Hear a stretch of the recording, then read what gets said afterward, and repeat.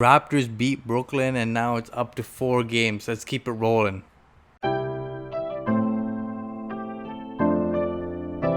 The Raptors faced off against the Brooklyn Nets without Harden and KD again.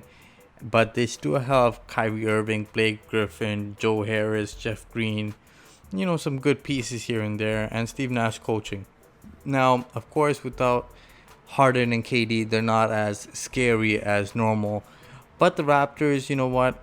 They're still trying to get healthy and still trying to get their guys, all acclimated with the offense, with Birch and Malachi Flynn getting more minutes. So it's going to be some growing pains. But in this game, Kyrie Irving and Joe Harris came out on fire. 22 points for them, 6 threes in the first quarter. And both guys finished with strong lines.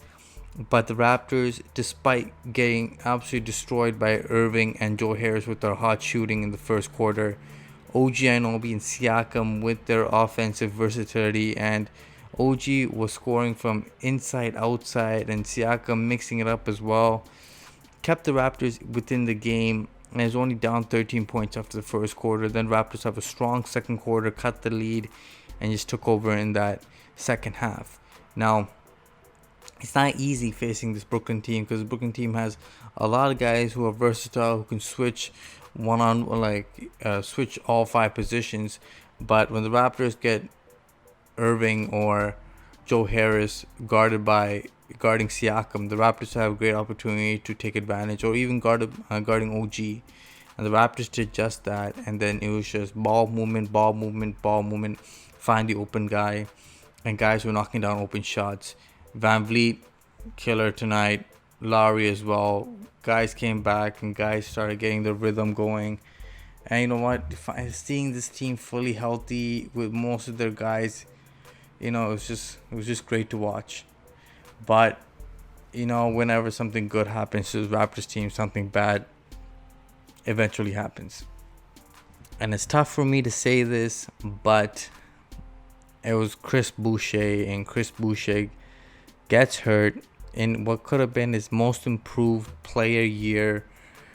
TLC, Timothy Luwagu-Cabarrot, jumps up and comes down onto his ankle, and I don't know how Chris Boucher kind of twists it, or it's just an awkward way that he falls to the ground and he sprains his knee, and he was down and out, and it didn't look good, and he did not return to this game. And from what the news are saying, he's going to be out for a significant period of time. Don't know if he comes back by the end of the season, but if the Raptors do make the playoffs, maybe there's a chance. But the Raptors should take a precaution with Chris Boucher. He is a big man, and knees are a significant injury